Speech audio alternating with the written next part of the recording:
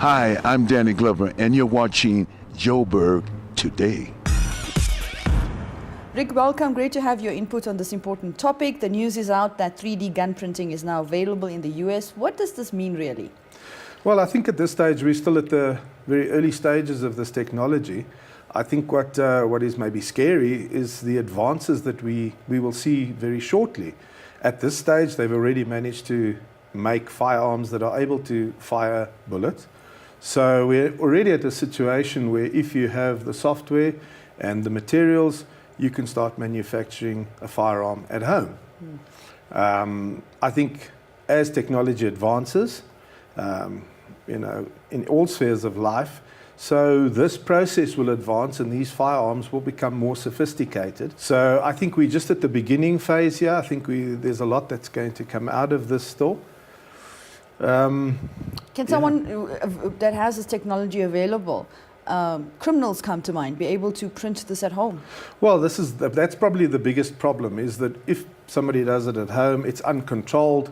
There's no control over what they manufacture, how much of it they manufacture. I think, bearing in mind the whole issue of international terrorism, can you imagine if this was freely available on the internet, that it could fall into the wrong hands, which could make our problems with terrorism far bigger than they already are. Sure. How do you think South Africa should deal with this? Well, I think at the moment our legislation would cover certain aspects of this. For example, if you were to manufacture a firearm that could discharge a bullet, then you would fall foul of the definition of a firearm, and that would be illegal manufacturing. If you were in possession of it, that would be illegal possession.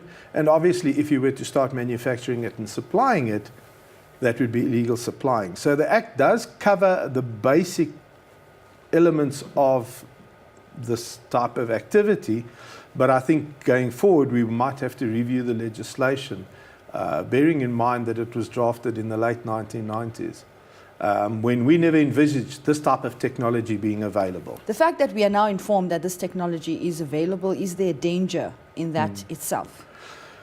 Well, the danger, I think, is simply that it can fall into the wrong hands. If you look at the South African legislation, it's aimed at ensuring responsible gun ownership. So there are certain criteria that have to be met. Certain types of criminal records will exclude you from possessing a firearm. If you can print this at home, you circumvent that whole process, you circumvent the checklist.